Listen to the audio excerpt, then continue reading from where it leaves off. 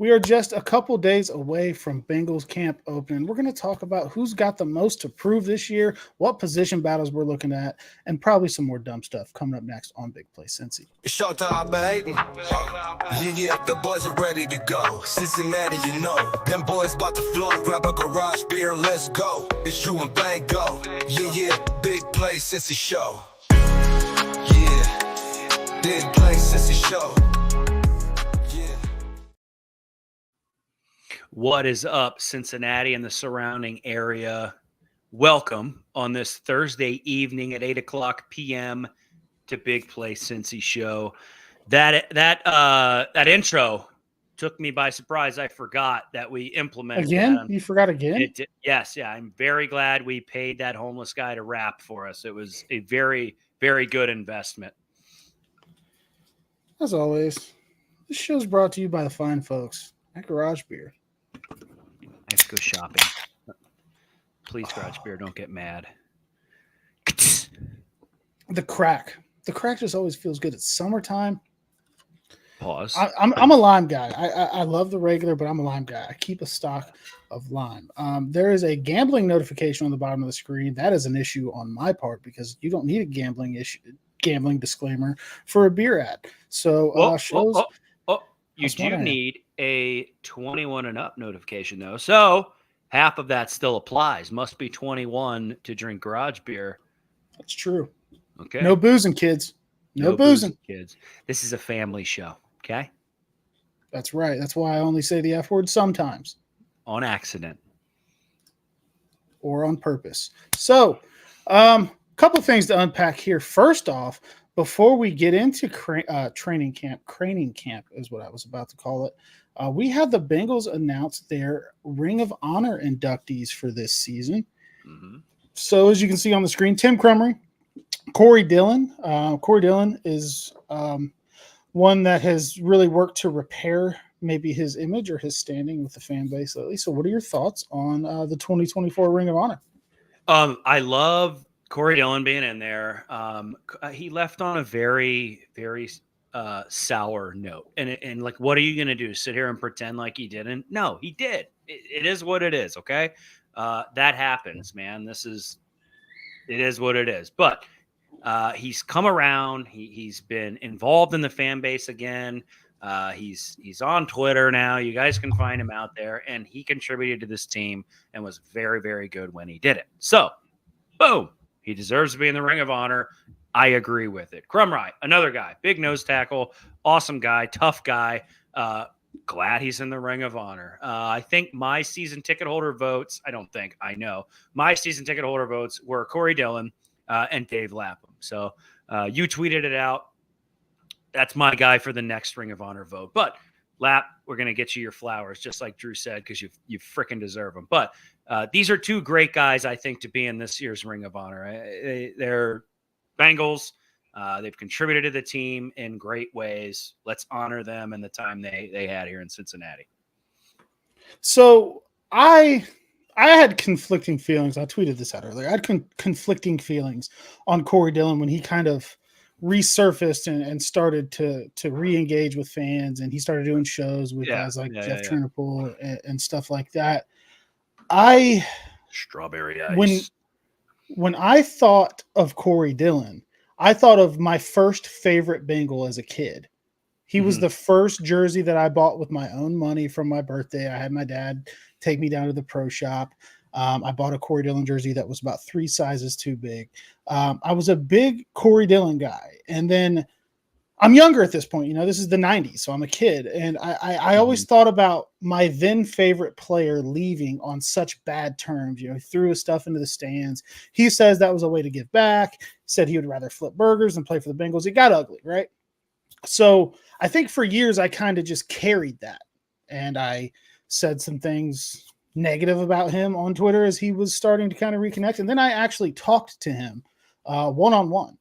And it kind of gave me a little bit more of an understanding of his side of things. And I was maybe with my goggles on, just being the, you quit, you left, it was bad. But we talked. It was a DM situation. We just kind of went back and forth, very cordial.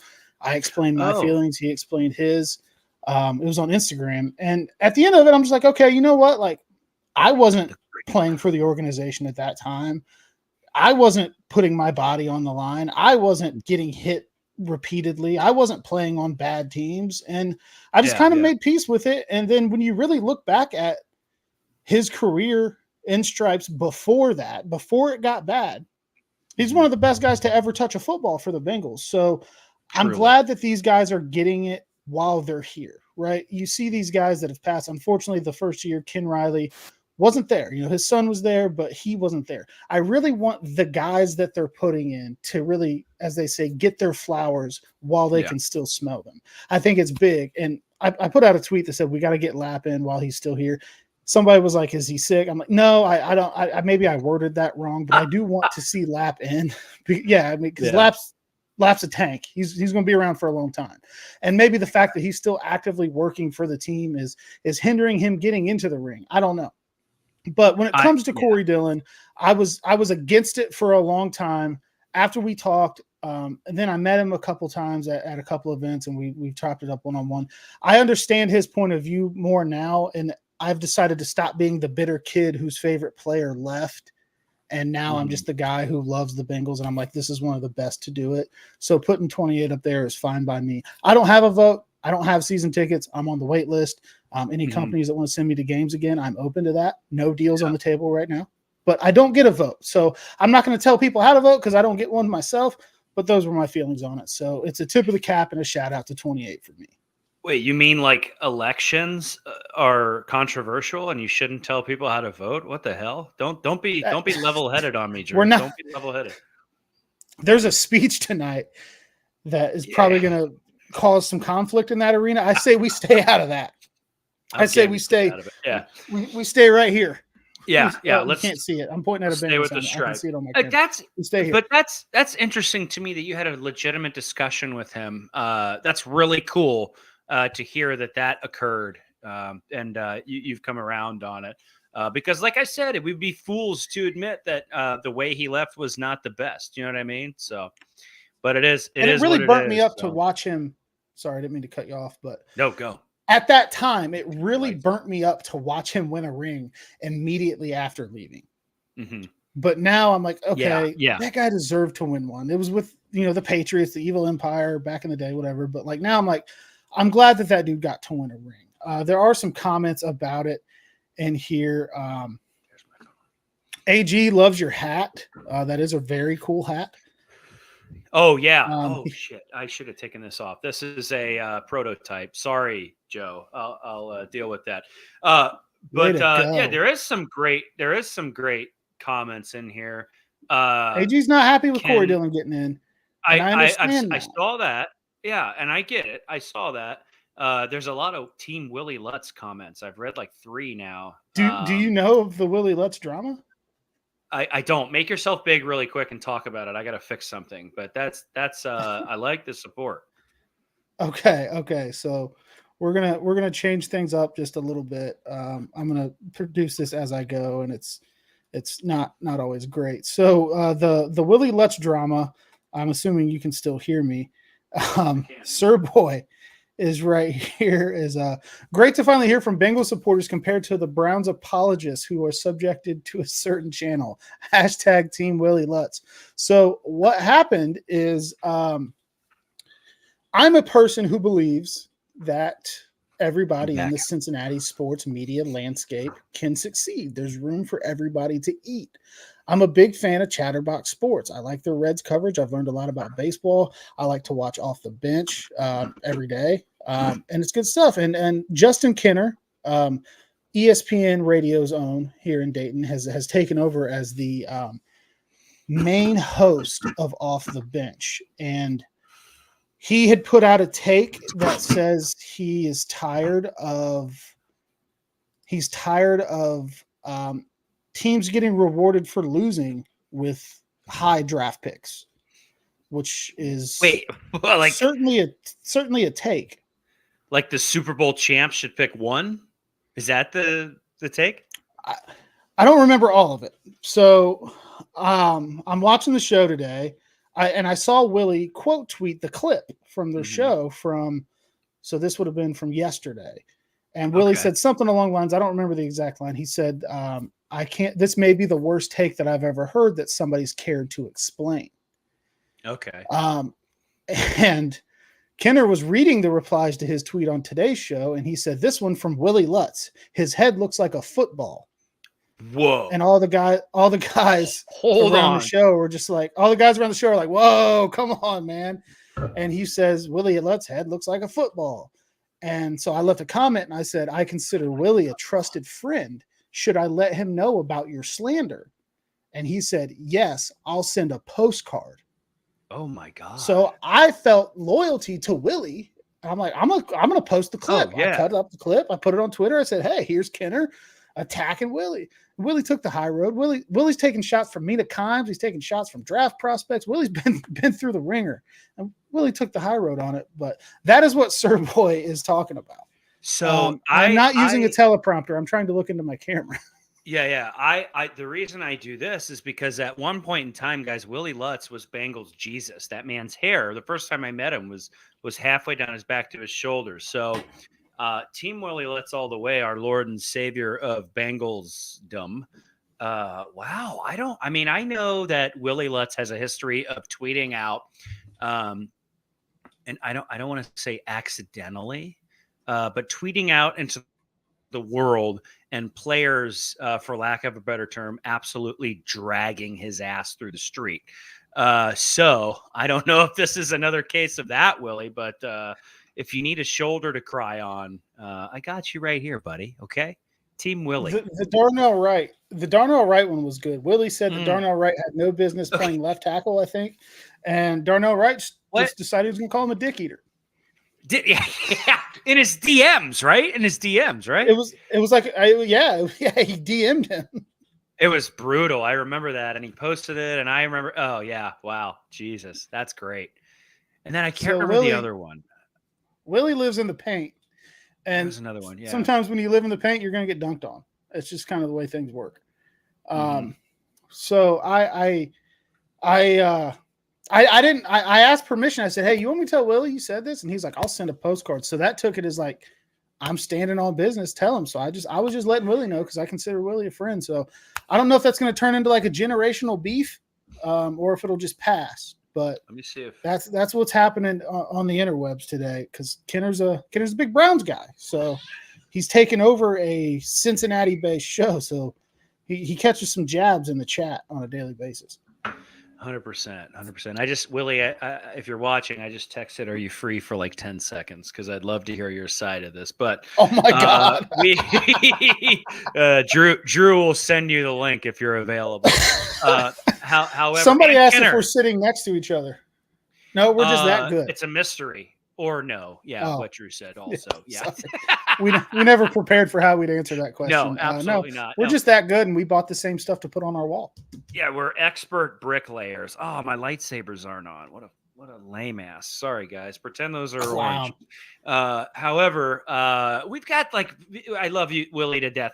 But we've got like legitimate Bengals news to get to. There's a lot going on. And I don't know the order we're queued up in here. However, next week is a pretty important week in terms of the Bengals offseason. We're rolling into training camp, man. So we'll talk about this here. There's some competition to be had. There's some spots to be earned. And there's some huasta to be proved, if you will. So let's get into that, Drew. Like, what do we got going on? Who's poised to make a boom in camp, and who's poised to maybe lose a little swagger? So we've got position battles that we can really focus on, I think, heading into camp. And I queued up a few of the ones that we talked about taking a look at. My guy Ben's here, just an honorable, loving supporter of the program. Love you, Ben. Is he? Can we crown him number one fan? Is that? I don't want to say fan. He's certainly in the running. I think of him as a friend, but like, yeah, he's definitely in the running for the top spot. So getting into some of these position battles, I thought we would start off first with maybe cornerback. because there is a battle for the second perimeter corner spot. I think we all know that Cam Taylor-Britt is cornerback 1. I expect him to have a hell of a year. He's going to be fully healthy. I expect him to be back. But on the outside, Chidobe Awuzie now in Tennessee, so he's not going to be there. We've got a fight between DJ Turner, who played a lot of snaps there last year, Michigan man, and we have a battle with Dax Hill, who's transitioning from safety to the corner room. Dax Hill, also Michigan man. We've got maize on blue battle going on. This is going to be one that I'm watching pretty closely because that second corner spot is going to matter a ton in today's NFL. A lot of teams are trying to recreate the Bengals model, put weapons all over the field, have a wide receiver 2 who's just as good as their wide receiver 1. DJ was forced into more action than he was supposed to be put in last year. Cheeto's back started tightening up on him. He had to play more than he was. It's a rookie. Corner is one of the toughest positions as a rookie to transition to in the entire NFL. And then you've got Dax, who it didn't work out at safety. They signed Geno Stone. They're going to go ahead and Geno Stone's going to be your starting free safety. So they're putting Dax in the corner room.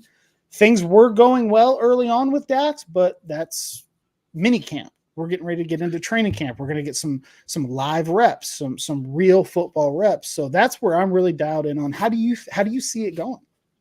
I'm going to be honest with you. I think Turner's going to play outside, and Dax Hill's going to be this kind of inside slot option when Mike Hilton needs a breather. I think Hill is a very talented player. He played safety for us last year. You could argue it was a fist fight the entire time he was playing back there, but he made some plays, Look, I look at our defensive back room, and here's what I see, right? You've got your enforcer in Cam Taylor-Britt. You're punch you in the mouth, run your mouth, talk shit, get out of my team's face guy, right? You've got Mike Hilton, who's your slot guy, and I call him the little linebacker that could, because sometimes he comes off the edge and he lets a MF or no, you know what I mean? But there are times when we're playing teams who throw the ball more than they run the ball, or the quarterback is getting the ball out quick, right? And you need that guy that can kind of play in the pass, right? So I think Dax Hill will rotate in there, right? And Mike Hilton will get the breather. You've got not an embarrassment of riches, and that's a shitty term. I'm sure there's a better term. You got a lot of weapons, I guess. I don't know, but in the cornerback room that are going to compete, and I think what's going to end up happening is you're going to see a rotation this year. I hope so anyway. I don't want to see anybody get cut and go succeed on another team. Not that I wouldn't want them to succeed if they moved on, but I want to see a healthy rotation this year because there's a shot one of these guys gets banged up. We're going to play teams like the Steelers where Mike Hilton can get in there and just beat some ass off the edge and make some tackles and some hard hits. And then we're going to play some passing teams. You got the Chiefs, right?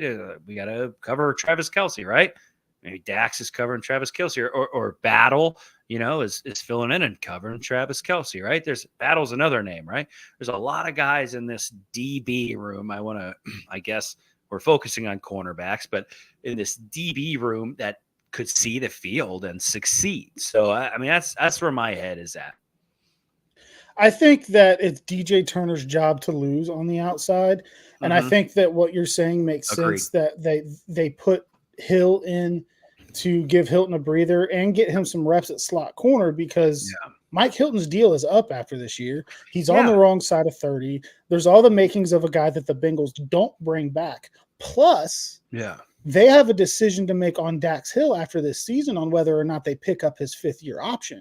They need to see what they have for him. They know he's not a safety. They've moved on. They need to see if he's a guy that can stick as a slot corner. So he probably is going to split reps with Hilton because they need to see tape. They need to see if this is a guy that they're going to pick up his option for. And Lou Anarumo, who I have accused of maybe being a Secret Service agent in the offseason.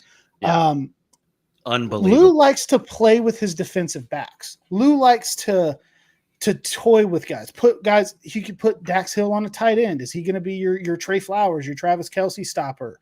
And people say a first round pick playing that role isn't good. Maybe not. But the fact is, we got to do what we got to do. That's Lou Anarumo. That is Lou Anarumo that was involved in that historic moment. You were making an incredible point, and I apologize, but it's the resemblance is freaking uncanny.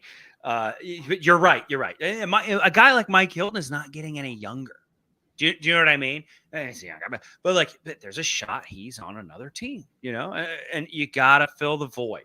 And I think if that void occurs, you've got the guy that can fill it. It's a good problem to have. The talent I think we have in the DB room this year. Yeah, and Dylan in the chat says he'd love to see Dax as a backup to Hilton, and in the terms of rotating with him. And I think you're going to do that because I think you have to see snaps. And AG makes a good point, man. The Bengals do have to start hitting on draft picks. As of right now, Dax Hill is a miss. Can he have a good year at corner this year and turn that around? Absolutely. 100%. Hopefully he does. So I think that's probably the way that goes. I think at the end of camp, unless there's just some crazy regression from Turner, DJ Turner is he's a pro. He was damn good at Michigan. He's super fast. He was just a rookie corner, and corner is one of the toughest transitions from college to the NFL that there is. So I expect to see more improvement from him, and I think it's his job to lose with Dax coming in for Hilton so they can see what they got, and Lou just using him as a chess piece, maybe bringing him off the edge. He played good ball last year when he was up in the box. He didn't do what you want a safety to do. The reality of the situation is he didn't play what you want your deep safety to do. But when they brought him up in the box, he can make plays. He did it against the Rams. You put him up there, you could send him off the edge. There's value in Dax Hill. They're just trying to figure out where that is. You gotta fill that Trey Flowers role. Do you know what I mean? Look, we're in a league right now where the team that's absolutely blitzkrieg scorched earthing the past 5 years, and the Chiefs are winning on the back of one of the best tight ends ever play football, right? What did we do? We went out and got Mike Gesicki, right? A guy that can catch passes and to solve the Tyler Boyd question. These teams, oh, I'll let you go. These teams are looking to utilize the tight end, and you gotta find somebody that can cover the tight end, and Dax can come down and do that. All right, do your finger. What do you got? We did sign Mike Gesicki. Yeah. But you cannot ignore the fact that Drew Sample is in the long-term plans, 3-year deal, multi-year deal. And T. Huddy. T. Huddy's back. So let's not just talk Gesicki here. I think Gesicki's going to be the primary receiving tight end. But I'm going to tell you Drew Sample anytime touchdown was a profitable bet last year, folks. Don't forget that. It was. And we're not talking tight ends right now, but I'm going to tell you right now, Mike Gesicki is going to be a fan favorite by week 5, the amount of contribution I think he makes. But I'm not going to dive into You heard it here first from Fat Mike Gesicki. Fat Mike Gesicki. God, that nickname sucks. You kind of gave it to yourself.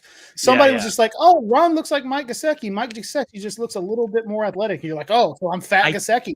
You created. Yeah, you're right. I did. I think I'm going to claim this. I have a better beard than Gesicki. He may be 6'4", athletic, and a professional athlete, but get on my level. K Breezy makes a good point. 2 likes on the video before I liked it to make the 3rd. Like it up, boys and girls. Please like the stream if you could. Do all that stuff that the YouTube people ask you to do. So we're going to stick with the defensive back room. We're going to move on to a safety battle. Oh, God. So we know that the starting free safety is going to be Geno Stone. Shout out Ben, former Iowa Hawkeye. But Von Bell's also back in town. Jordan Battle was damn good last year. He started to be the full-time starter around midseason. Doesn't miss tackles, played good football. Part of me is worried about Von Bell taking snaps away from the young guy in Jordan Battle. Yeah, I'm worried a little bit because you cannot let Jordan Battle get buried on the roster and fade away into the darkness. Von Bell's starting, guys. We didn't bring him back because he's like, oh, that guy used to play here. Like Von Bell's starting. I just don't see a world where he's not the guy out there. But the Bengals have to figure out a way to keep Battle active. And I think that rotation I'm talking about is a way to do it. Now, I don't coach this damn defense. I don't pretend to be Joe Goodberry or some defensive coordinator genius. However, if you let a guy like Jordan, oh shit, yeah, my bad. Hold on. But if you let a guy like Battle get buried on a roster and squeeze away and end up on a team like on a team like I don't know, like the Pittsburgh or some other team, and he all of a sudden just goes nuts. It would be so frustrating. He's not going anywhere, young guy, but like you cannot let Battle get buried. You got to find a role for that guy. And I understand that Delaroth is how I learned to pronounce it last night when I was on the video game stream. We brought him back because he was free. And that's essentially what it is. The Bengals are paying him the vet minimum. The Panthers are covering the rest of it. But I also don't think you were a 3-year Letterman. You do know ball. On the point of I was I don't hold on. I was a 4-year Letterman, but continue on. Go ahead. As a freshman, flex on him a little bit. You gotta do what you gotta do. You gotta let the people know. A little bit. You already know. What was I saying? Something about these DBs, these safeties. I don't know. Oh yeah, did Von Bell come back for free? Did Von Bell come back not to play though? Like no, I don't think he came back to be an Uncle Mike coach kind of guy. I think he came back to play. I think he would have signed elsewhere if it was somewhere where he was more guaranteed playing time. I think that Von Bell is going to have probably the lead over Battle. And just me personally, with what I saw from Battle last year, that worries me a little bit because you're taking reps away from a young guy that looked really promising. So that's another one I'm going to be pretty locked into myself. What's Von's deal? I'm pleading ignorance here. What's his deal? The Bengals are paying him the league minimum 1 year. For Carolina's paying him like $6 million. Yeah. He came back on a dead minimum deal. Maybe that's it. Maybe that's the answer. And maybe they're like, hey, Jordan, I'll tell you what. We brought Von back. Don't worry. We're going to rotate you in. You're the plan for the future. Von is here because we're in win now mode and he's a leader and can contribute, but you're still going to get your reps and you're still going to play. I mean, maybe that's what they're saying to him, right? That to me is best case scenario.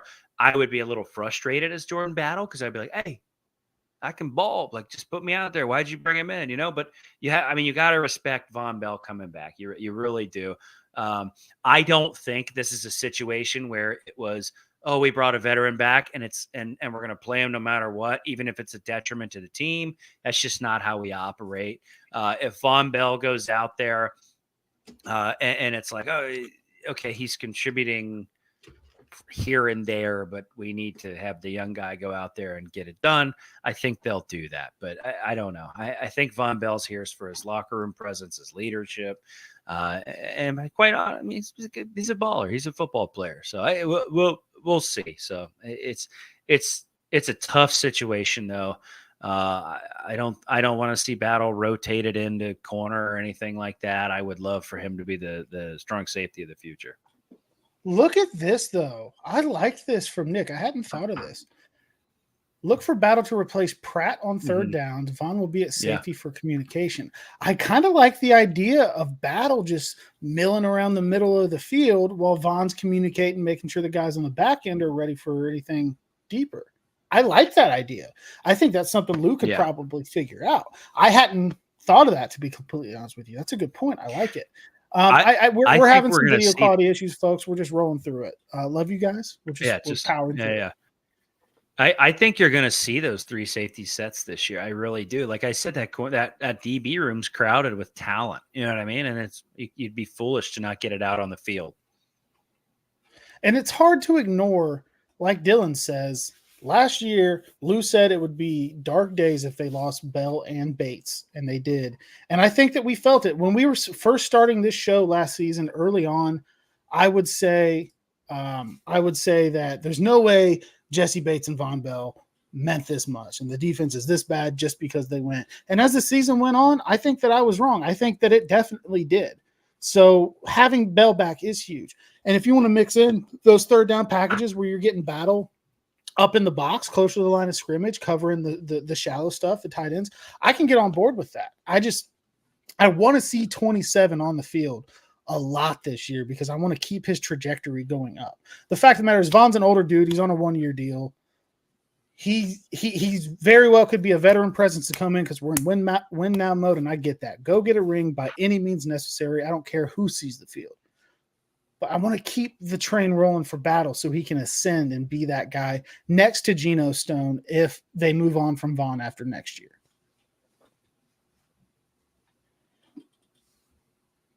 I believe this is the best move they can make for the young bloods. The communication was awful last year. He'll teach them how to properly communicate. I absolutely agree, 100%. I think that he is going to be a benefit to this team no matter how you slice it. I just think that I don't want to see that take away from Battle. Yeah, agreed. I think we beat the dead horse there. Like both of us want to see Battle on the field. He's electric. He's an amazing athlete and a good player. And we're lucky to have him, So yeah, absolutely. So the next one that we have coming up is a little bit more of a convoluted battle with a few guys. So I'm going to return this text, and then I'm going to switch the graphic. We've got a wide receiver 3 battle that's got 4 dudes in it. Realistically, there are 4 dudes in it. You've got Andre Yoshivas, Trenton Irwin, Charlie Jones, Jermaine Burton. All are going to vie for the wide receiver 3 position. Now, last year when guys were hurt, it was more Trenton Irwin. Yoshi got some touchdowns, but he didn't play a lot of big snaps. Charlie Jones spent some time hurt last year, looked very small, needs to maybe bulk up a little bit for the NFL game. And then obviously Jermaine Burton is the rookie. So we've got like a 4-way battle for the primary third wide receiver who's likely going to be a slot guy. And I don't know how much that fits Yoshivash's game. I think Irwin and Charlie Jones are slot guys. I think that's their primary role as receivers. And then Burton is a guy that can move around and play slot, play outside. I think open up a lot of things for the offense. So what are you looking at when we're looking at the battle for wide receiver 3? By the end of training camp, it's going to be Burton, in my opinion. I think Burton's going to have 600-800 yards this season. I talking with Joe Goodberry. I was around. They had like 1,200 yards out of the slot last year. He was saying they're going to have like 1,500 yards this year. I tend to agree. You bring in Burton, you've got these other guys in Yoshivas, Charlie Jones, and Gesicki to come in across there and catch. I think that those guys are going to be in the slot, and also you're going to be able to maybe throw a guy like Burton outside, and you're going to be able to bring a guy like Jamar Chase into the slot, right? So if you play fantasy football, a lot of the top receivers in fantasy football last year did a lot of their best work out of the slot. You know what I mean? It's a good thing to have a guy like Chase that can go outside, go catch a deep ball, sneak inside, come across the middle, make a spectacular catch, and then get up the field and score. You know what I mean? So I think this is another position group where we have some riches and some weapons, and we're going to be able to rotate guys in and out of wide and slot in order to get some really cool plays off this year. Now, there's a guy that I intentionally left off of this list because that's showbiz, and we got to bring in the curveball, but the chat has already beat me to it. Ryan Sparks, wide receiver 3, Mike Gesicki. Yeah. Dylan, Mike Gesicki is wide receiver 3, and Sample is tight end. Mike Gesicki lines up in the slot a lot. He has his entire career. People are talking to the Bengals have the best top 6 receivers. They could. And Wedge, the lip boomer is in, absolutely. But Gesicki is probably going to have a very strong case for that because he likes to line out wide. They like to use him as a slot receiver. He doesn't come from that true tight end spot much, and he's going to be a menace in the red zone with the height that he has. So that's another guy that you could add into there. But Breezy, Irwin's the odd man out. You can't let the young bloods go. We might see a full on roster battle in this room, not just for pecking order in the actual room. I'm talking about who's going to make the team kind of battle. Yeah. And then Gesicki being in there is going to crowd it a little bit more. So I think that, like you said when we were talking DBs, this is a good problem to have. It's like, hey, we got some pretty damn good football players. How are we going to keep them all? How are we going to get them all on the field? Like, that's a good thing to have to deal with when you're going to camp. I totally agree. We've got like a bunch of guys that can contribute at a moderate level. And I don't mean that as an insult. The majority of your passes are going to go to Jamar Chase, T. Higgins. That's who Joe Burrow wants to throw to, I think. The reason in talking to a guy like Goodberry that we think that like we're going to go from 12 to maybe 15, 1,600 yards this year is because of that. You know what I mean? Gesicki is going to be a big part of this offense. And I don't know that people realize that yet. I know Tanner Hudson's there. I know we joke about Drew Sample. Psych, we never joke about Drew Sample anytime touchdowns. However, people need to realize that Tyler Boyd was getting up there. He is in Tennessee. I hope he has a very successful portion of his career in Tennessee. However, Jermaine Burton is more athletic. His ceiling, I believe, personally, is much higher. And you supplement that with Mike Gesicki, who has proven in probably more so New England than Miami that he can be an incredible pass catcher. Towards the end of New England, it was what it was. His quarterback Mac Jones sucks. He Bailey went Zappi? to Zappi. Who the hell is that guy?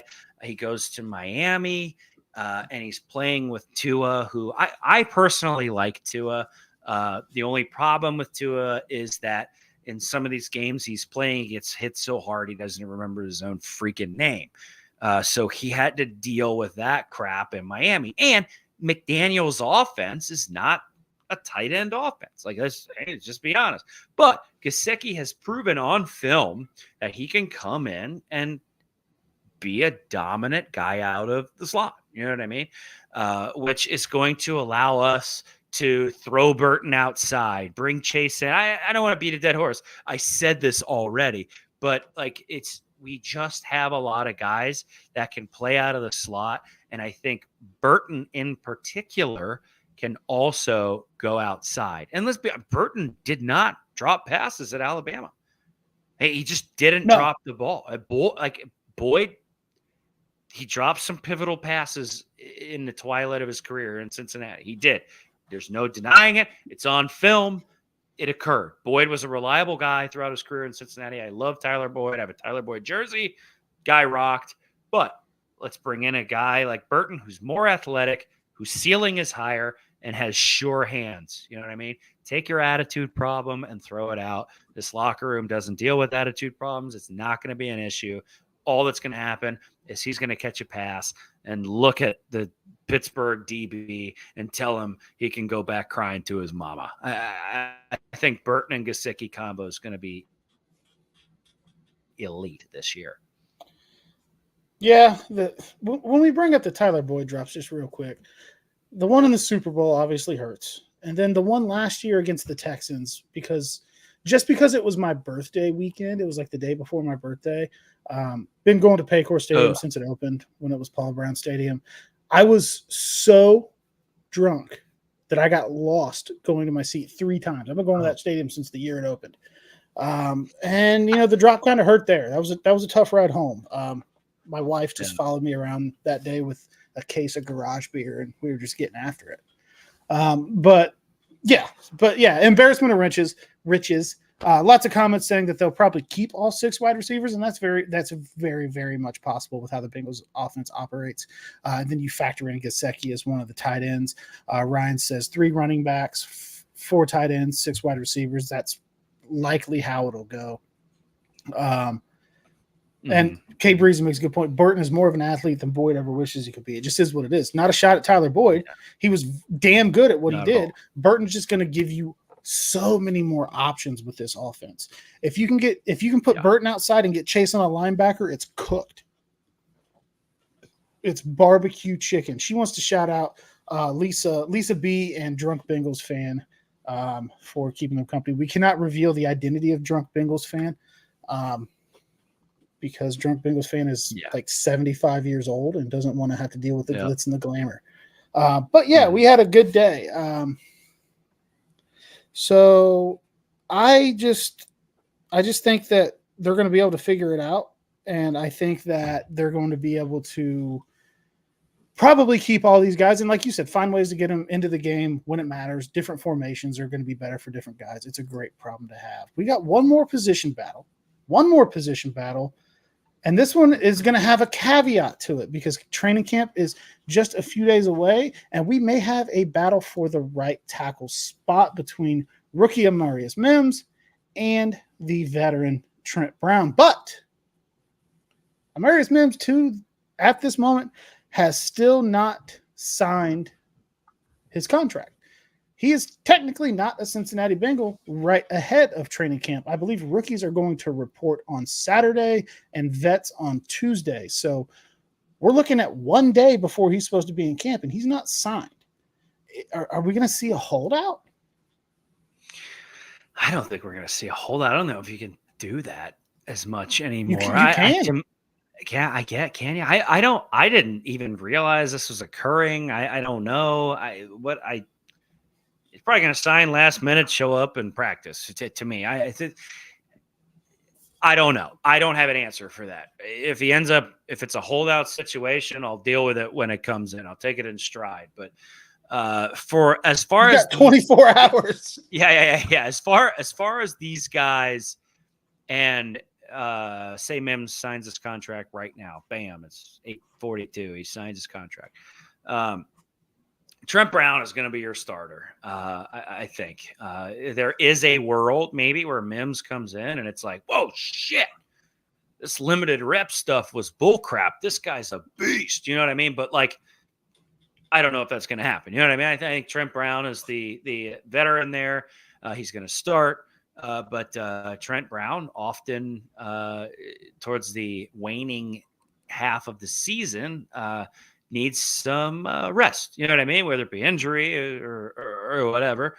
And I think Amarius Mims will be able to come in there. And a guy like Amarius Mims, who some people say has the issue of not having a ton of reps, you know what I mean, in these big games, has really fallen into a really good position with the Cincinnati Bengals, in my opinion. He's got Orlando Brown on that side, and he's got Trent Brown, who are veterans and can start. You know what I mean? If they deem Amarius Mims as not ready to start, we're fine. He didn't go to a team where it was like, hey, buddy, guess what? You're the guy because we don't have anybody else. You know what I mean? This is not an offensive line like we had in the Super Bowl. We don't have milkmen and electricians blocking for Joe Burrow. We've got some guys out there now. You know what I mean? So if Amarius Mims needs some time to develop and mature, he can have it. And I think it's a good situation for him. But I also believe if in the latter half of the season we see an injury, he can step in and protect Joe Burrow. Yeah, he's the guy if Trent Brown gets hurt or needs time away. I think, and Kay Breezy said Mike Brown didn't pay Trent Brown $5 million to sit, and he didn't. Yeah. We're in win now mode. We're going to go with the veteran, but $5 million is also far from guaranteed starter money if something were to happen. Because the fact of the matter is, some of the knocks on Trent Brown, he was the right tackle I wanted, the top of my list in free agency. Yeah. I said that over and over again, but there's work ethic concerns from New England. Now, was it just because New England stunk and this guy is getting older and he's tired of losing? Possibly. Could the Bengals locker room culture lock him in? Absolutely. It does all the time. But if he's got issues and things aren't working out or whatever the case is, they have a guy with all the potential in the world that they can sub in. They just don't have a ton of tape on him. But I think that win now mode, we're going all in. We're going to put the vet out there who's seen it, who's gone against the best. He's had success against Myles Garrett. He's had success against TJ Watt. They're going to put him out there first. So it's technically a battle, but I don't think it is. And if Mims doesn't show up to camp because there's a holdout because of guarantees or language or whatever the case may be, then he's just putting himself further behind Trent Brown to where I think it's going to secure it. So I think more than anything, it's Trent Brown's job to lose. And I don't think he's going to lose it. And Mike Cannon says you can't yawn during a podcast. Am I boring you, Ron? No, it's. Or is it just because you have 9 kids? It's 8:45. I got to work at 7, got home at 5, raised 4 children, and now I'm sitting here talking about football. So you're gonna get what you get. But you're totally right. It's Trent Brown's job to lose. He maybe loses it during camp. I don't see that happening. A more realistic possibility is that he needs a breather and Amarius comes in the latter half of the season and blocks in the Super Bowl for Joe Burrow when we beat. Stack them up. I don't give a shit who it is. Yeah. So, Ryan, if Mims is a hit, we instantly have the best offensive line of Burrow's career. I think with Trent Brown starting, we still have the best offensive line of Joe Burrow's career. I mean, all the 5 that started in the Super Bowl, I think 1 is a backup and the other 4 are out of the league. Like, it's that bad. Gone. But my wife says you get what you get and you don't throw a fit. I don't know what the hell she's talking about. Probably a subliminal message toward me. Ben missed the shower, went to the shower, missed the wide receiver 3 talk. We did talk about Charlie Jones, former Hawkeye, so don't worry. Mike Cannon says, God love you both. Love you guys. Thanks for the shout out. We love you too, Mike. We're glad you're here. We're glad you're here. And now we're going to get down to the point where we start talking a little bit differently about training camp. And we're going to talk about who do we think has the most to prove in training camp. So these are guys that have been on the roster or are on the roster bubble or are supposed to be contributors and haven't been yet. Let's talk about who do you think has the most to prove this training camp. Yeah, I go right into it. We've got Sam Hubbard, who's going to be here probably his entire career. We've got Trey Hendrickson, who aside from some offseason ignorant agent silliness is probably going to be here for the foreseeable future. And then you bring a guy in like Myles Murphy, a young guy who has got something to prove. I mean, I think the guy had like 10 solo tackles, a handful of sacks last year, maybe 2 or 3. But if he would like to, dare I say, remain on the roster and not get replaced by a draft pick or a signing next year, he's got to step up this year. And I think he will. I have all the confidence in the world in Myles Murphy to come in his second year and prove that he is the athlete and the big, strong, heavy-hitting guy we can rely on. He will not supplant either Hubbard or Trey Hendrickson. I don't know if they move him inside a little bit in certain packages. He's not going to be a defensive tackle. That's not what I'm saying. You got Rankins, Hill, and Jenkins. Rankins and Jenkins. That's fun to say. That's a law firm, baby. Rankins and Jenkins, attorneys at law. Did we just coin that? I know I'm talking about Murphy, but Rankins and Jenkins, attorney at law. You heard it here first, folks, from Drew Garrison. I'm gonna go ahead and file the trademark. Clip it. Do what we got to do. I think that he needs to really step it up in camp, work very hard in order to plant his stake in the ground as a contributor on this roster. Because you got guys like Joseph Osai are still on the roster. You know what I mean? You like to say the Osai experiment might be over. Is it? I don't know. But Myles Murphy was drafted at the position he was drafted in order to contribute. And I think that this year is a big prove it year for him. Nick Font says Joseph Osai by far. That is a good one, but me personally, I would just give the edge to Murphy in this situation because he was a first round pick. He was a pick that was questioned. He was, a pick where it's like you have Hendrickson, you have Hubbard, you're banking on Osai to be good. So what are you doing? So like there's more pressure on Myles Murphy, I think, than Osai, because I think a lot of people have cooled on Osai, and I was the bad guy because I was like, everybody calm down off his one good preseason game that one time. Yeah, you were. I was the asshole for that. But Rankins and Jenkins delivering spankins. Yeah. I love that.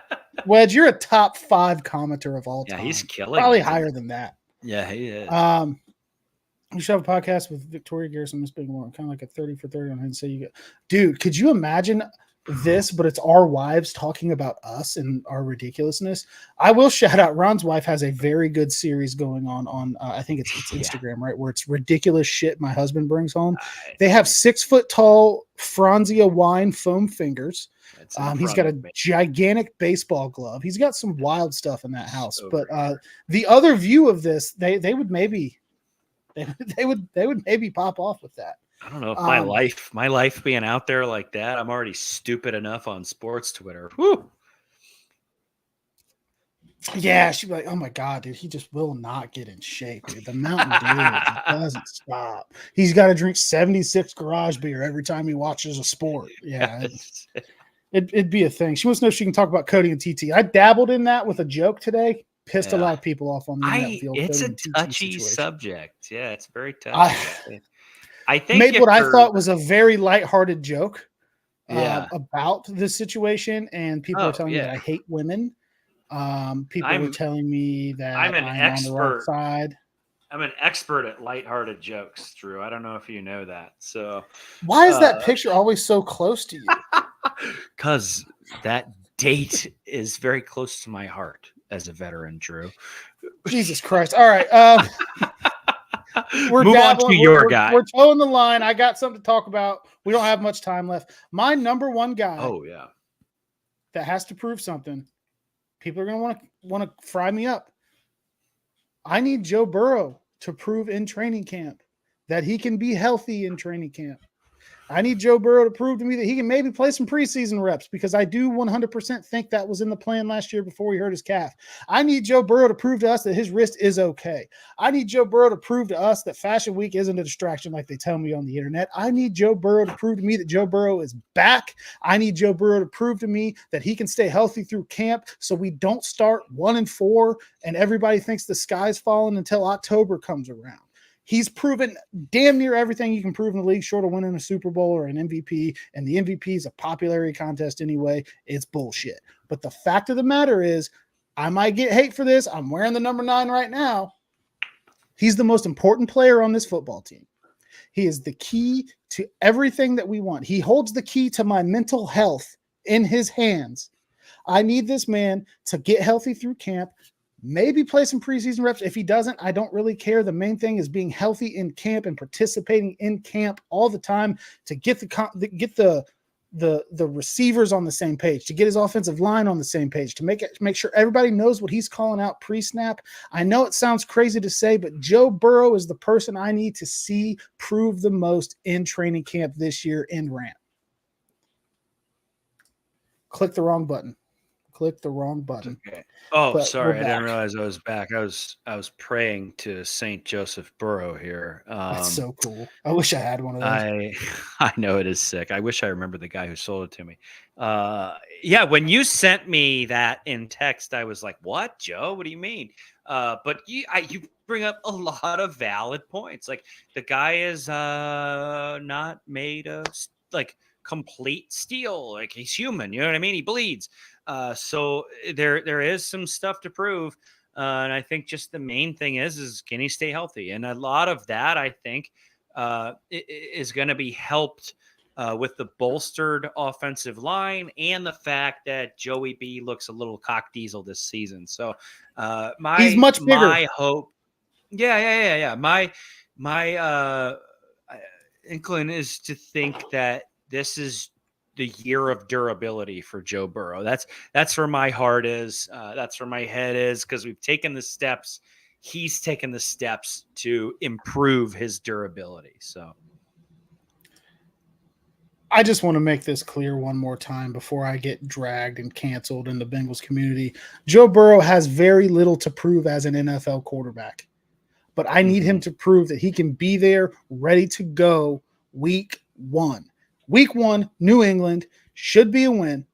Week 2, Kansas City, you got to be firing on all cylinders. You cannot have a warm-up or we're just trying to get gelling, get right game against Kansas City. Cannot happen. I am not mentally strong enough to go the rest of the season after a loss to Kansas City in week 2. I'm just putting my cards on the table. Joe Burrow has nothing to prove as a quarterback in the NFL. He does need to prove that he can be there when the time comes.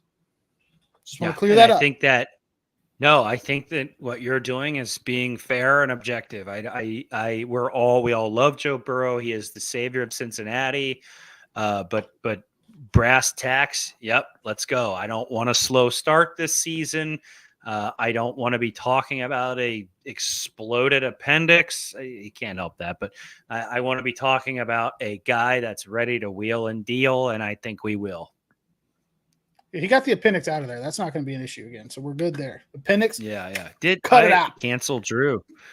Your wife. Oh no, I picked the wrong color layout. I picked the wrong layout. There we go. I got canceled by my own wife. That's tough. That's tough. Nick said he can steal us a garage beer display.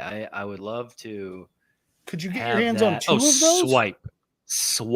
Swipe is the key word. Yeah, if I can get a garage beer display, I ain't mad at that. Here at Big Play Cincy, we do not condone theft or crime. But if you had so happened to come across a garage beer display or 2, I would accept it as a gift. Yes, the only one I think that I would be hesitant to take from you guys is maybe the Paige Sporonic one.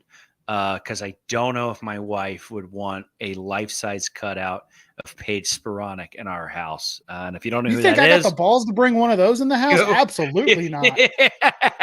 If you don't know who she is, go ahead and type her name into Twitter, and you will need to hide your phone from your spouse for the foreseeable future.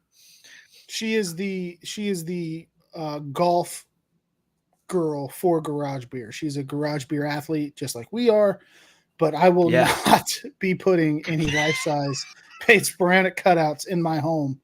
No, will not happen.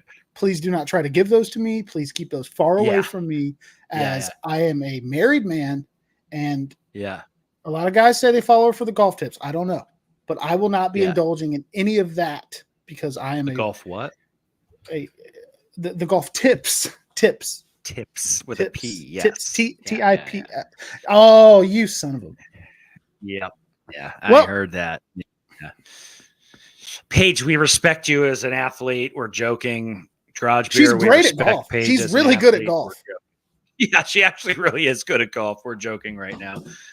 She just also happens to be very pretty. So, but what else do we got as far as Cincinnati content?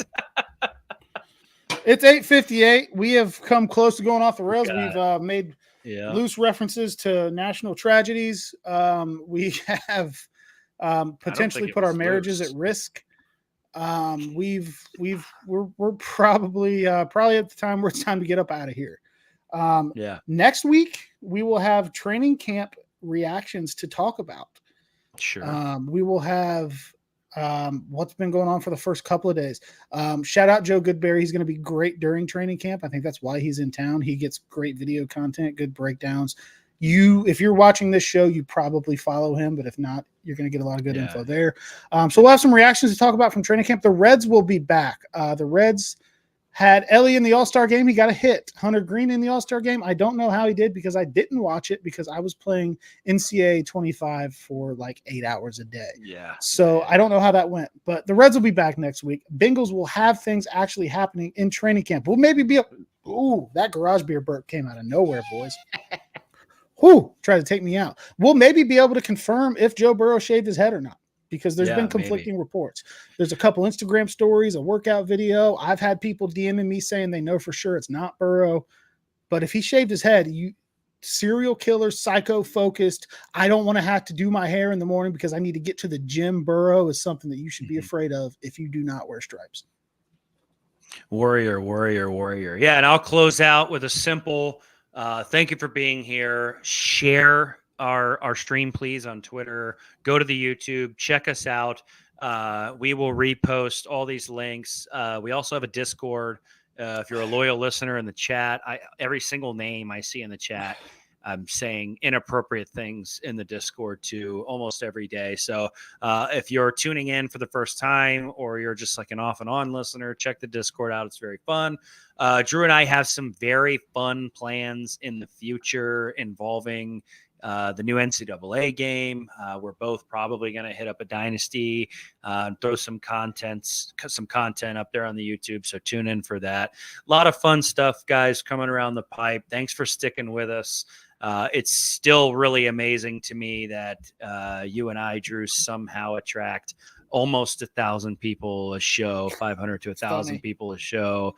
Doesn't make sense to me. My own wife doesn't like to hear me talk, so I don't know why you guys do. However, who day? K Breezy did ask if anybody's going to Jungle Jam on Saturday. I will not be there. Unfortunately, no babysitter situation on Saturday. So I will not be at Jungle Jam. Harrow says this channel's taking off this season. One more. Hit that like button from Nick. We would appreciate it. We're going to get up out of here. AG, I may stream some video games tonight. We'll see how my night goes. I got to go be dad for a little bit, and we'll see what happens after that. We cannot wait to see you Thursday on Big Play Cincy. Thank you. And I got to give you this before we leave. That one kind of hurt. Might be concussed. It's showtime, baby. Yeah, the boys are ready to go. Cincinnati, you know. Them boys about to floor, grab a garage beer, let's go. It's Drew and Bang, go. Yeah, Big Play Cincy show.